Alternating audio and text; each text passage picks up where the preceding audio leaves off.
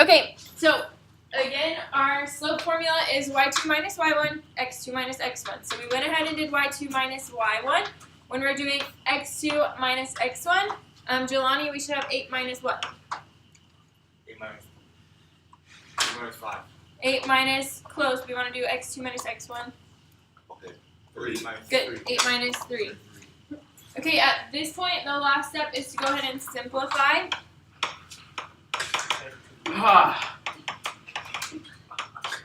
The last step is to go ahead and simplify. So we have 3 minus 5, that's what? 2. 3 minus 5 is a negative 2. And then we have 8 minus 3, positive 5. Okay, can I simplify a 2 over 5 at all? No, I can't. So that would be my final rise over run. Yes. That would be my final rise over run. Okay, so I'm going to let you guys, I'll pause here and I'll let you guys try the next one on your own. So go ahead and first step, I should label x1, y1. Welcome back.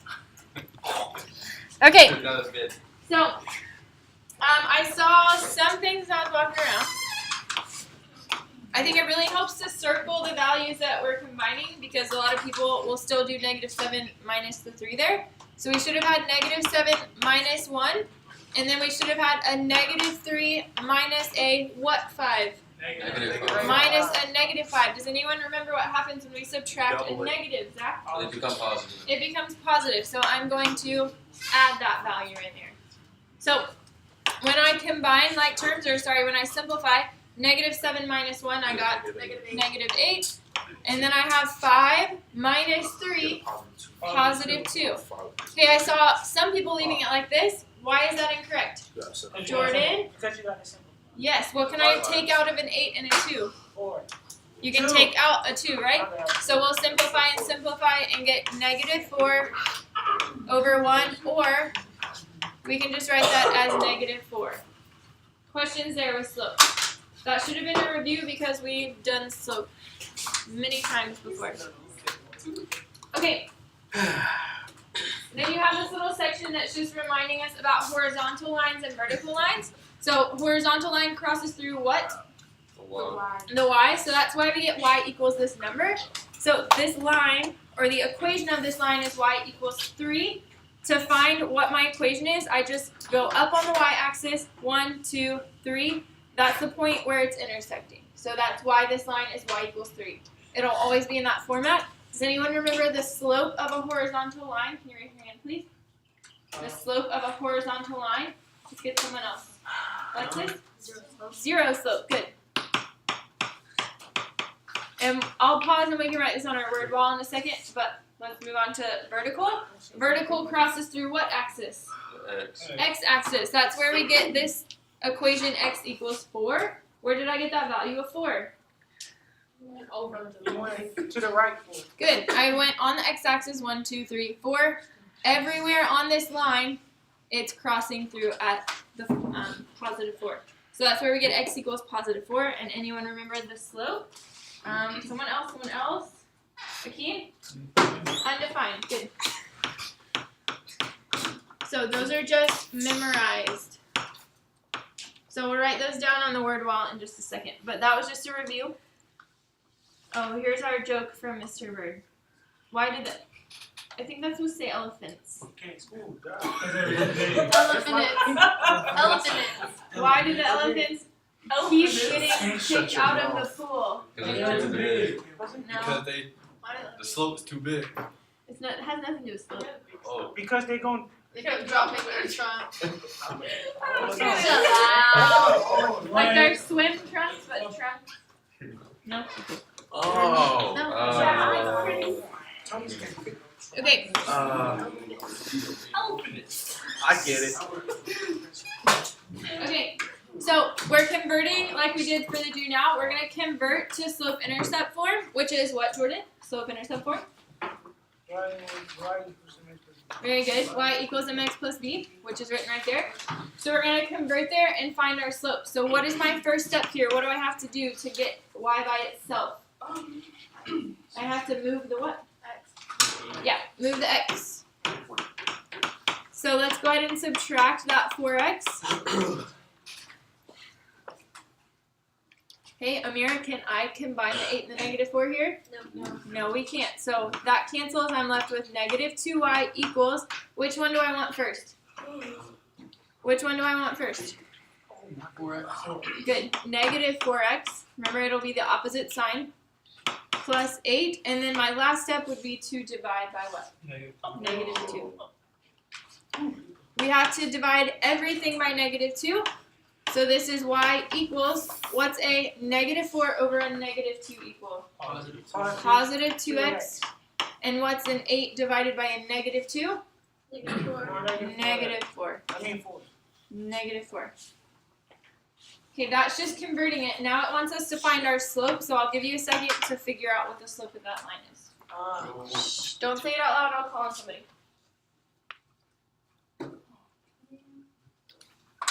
So what is the slope of that line, T, right? 2. Good. So it's just the number attached to x. So the slope of this line would be a positive 2. Very good. Okay, I'm going to pause here, let you guys try that last one, and we'll write on the word wall while we're paused. We're back. Okay. Did you guys try this one? I started. I tried. So what do we need to move over first? The 10. So it'll be a negative 10 plus x over, or sorry, negative 10x plus 8. And then that stays as a negative 4y. So you can kind of skip showing the steps as you get used to these. And then last thing I need to do is divide by 4. negative 4. Good. We're going to divide everything by negative 4. So we get y equals, we have a negative over a negative, which is a positive. A 10 over a 4, we can simplify down to a what? What can we take out of a 10 and a 4? 2. Let's divide by 2 here and divide by 2 here. So that is a positive 5 over 2x minus 2. We're just going to leave it in fraction for slope because we do rise over run. Okay, and then what is the slope of this line, Amari?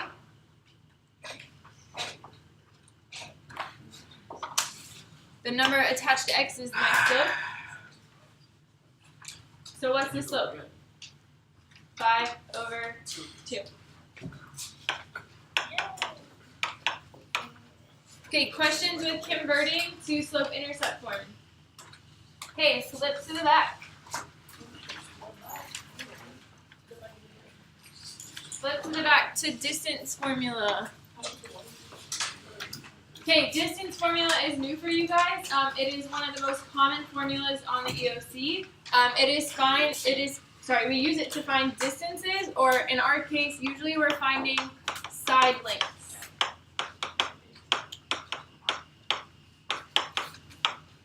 We're using it to find side lengths. So, do we recognize this equation? That's not the distance formula. What is that? Close? Pythagorean. So we actually derive the distance formula from Pythagorean. So you'll notice I'm trying to find the length from A to B, or the distance between A and B. What side is that if I were going to label that A, B, or C? What side is that? That's the C, right? Always across from the island. So we do A squared, which is the run, A squared plus B squared, and then we take the square root of it. So that is, I won't go through that whole process, but that's where we get the distance formula. So D just stands for distance here. So the distance formula is the square root of, it is the only equation that we have with square roots. Here comes our A squared and B squared. So we take that equation, or that parentheses, x2 minus x1, and we square it, and then we do y2 minus y1 squared. This has to be memorized because it is so common on the EOC, and it is not given to us either on the formula sheet. But we'll practice this so much you'll have it memorized. So x2 minus x1 squared, y2 minus y1 squared. If we think through this, does it matter if I accidentally put the y's first? If I did y2 minus y1 first, would that matter here? No. Why would that not matter? Because we're just doing what to them? We're adding them, right? So it doesn't matter if you accidentally flip-flop those. Do you think it matters if we flip-flop that and do x1 minus x2? Yes. Yes. It does not matter. Does anyone know why? What are we doing to that parentheses? Oh, we're squaring. We're squaring it, right? So if I end up with a -2 or a +2, and I square it, what will both of those values equal? Positive. A +4. Can you travel negative distance? Yeah. No. You cannot travel negative distance. You're always moving somewhere if you're traveling. So the good news about distance formula is that you can make a lot of little mistakes and still end up with the same answer. So that is our distance formula that we'll write down on our lovely word wall in a second.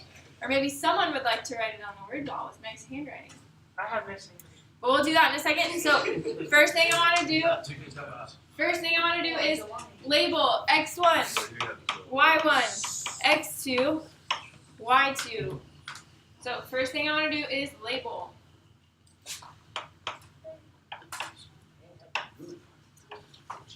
Step 2, we're going to go ahead and plug into our formula. I always circle either the y's or the x's so I know which ones I'm putting together. Most common mistake I see is doing 1 minus 5 here. We have to do 1 minus what? -2. So I go ahead and just do the shell. And I'm going to draw a line here because save room for that other problem. Don't move over too far. So let's just go follow straight through our equation. So we're going to do x2 minus x1. Someone tell me what I would plug in that first parentheses. 5 minus 1. 5 minus 1. Very good. If you accidentally did 1 minus 5, it doesn't matter. We'll still get the same answer. Okay, and our other one, Jose, what would our other parentheses say? Oh, why did he say 1 plus 2 and not 1 minus -2? Because it's a negative, and you gotta subtract, so it turns into a positive. Good. So what I suggest is, if you're not comfortable with that yet, go ahead and just write out 1 minus -2, and then we can know to go back and change those to a plus sign. But very good. When you subtract a negative, we're going to be adding. Okay, and then our last step is to go ahead and simplify using PEMDAS. So what do we start with in PEMDAS? Parentheses. So let's go ahead and just start combining or simplifying. So we have 5 minus 1 in my parentheses. 4. I'm still going to square that, so don't forget about your square. We'll get there in a second. Then we're doing 1 plus 2 over here, which is 3, and we're still squaring that. Okay, now we can go ahead and move to exponent. So we're going to square 4 squared is 16. And we're adding 3 squared, which is 9. What am I forgetting here that's important? What did I forget to bring down? The square root. The square root. So do not forget to bring down your square root. You'll get a wrong answer. So last step, we want to combine our like terms. So 16 plus 9 is 25, and this is the square root of 25. So last step, can we simplify that in any way? 5. Yeah, the square root of 25 is equal to 5. So our final distance there is 5.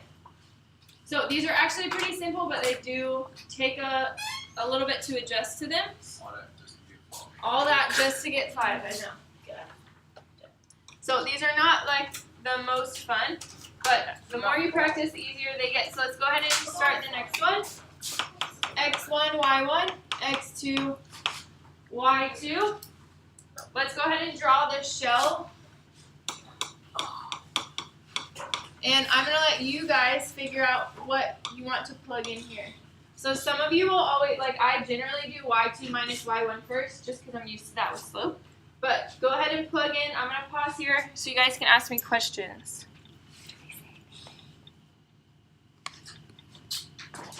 Welcome back. Okay, so you want to double check your work with mine? Raise your hand if you have these parentheses flip-flopped, different than mine. Yeah, did we still get the same answer? Yeah. Did anybody else do a 2 minus a -3 here? No. Or a 4 minus 1? Anyways, you can get lots of different combinations here and still end up with the same answer, so that's why distance formula is good. Square root of 10 is the most simplified answer, so we would just leave it like that. Questions? Okay, moving on to our last formula, which is midpoint formula. midpoint formula, which is written kind of messy here, but think about what a midpoint is. If I have segment AB, where do I find the midpoint? In the middle. In the middle. So we're finding like the average of my x values, so like that middle point of my x, middle point of y. So I'm going to rewrite this out a little nicer. We do x1 plus x2, and we divide it by 2. We find a new x value, and then we draw a comma, y1 plus y2, all divided by 2. And that is our midpoint formula. Midpoint formula. This is the formula heavy unit. So please write that down. Midpoint equals x1 plus x2 divided by 2. y1 plus y2 divided by 2. We don't really need to know which one is y1 or y2. We just add our y's together, divide by 2. Add our x's together, divide by 2. This becomes a new coordinate point. So x, comma, y. There's a comma in the center there. Okay, so let's do this one together. So all I do is take my x values and add them together. So what two numbers am I adding together here? 1 plus 6. And I'm doing what with those numbers? I'm dividing by 2. This is the only equation that we've done that divides by 2. Okay, then I take my y values. So I have a positive 4 and a negative 5. If I'm adding, that means I keep the signs exactly the way they are. So I have 4 minus 5, and I divide by 2. Are we okay with that setup? Yes. So let's go ahead and add first. So 1 plus 6 would become 7 divided by 2. Let's go ahead and put that in decimal form. Does anyone know what 7 divided by 3.5. It's also found in fraction form, but let's just do decimal. And then 4 minus 5 is negative 1 over 2.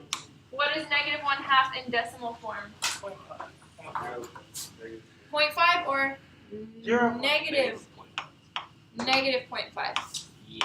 And that would be my midpoint value there. So I think this one's pretty easy, but kind of hard to remember the equation. Just remember you take your x's, add them together and divide. Add them together and divide. So we're going to add here. Okay, I'm going to pause here and we're going to do a quizzes. So this concludes our notes. Do we want to say anything?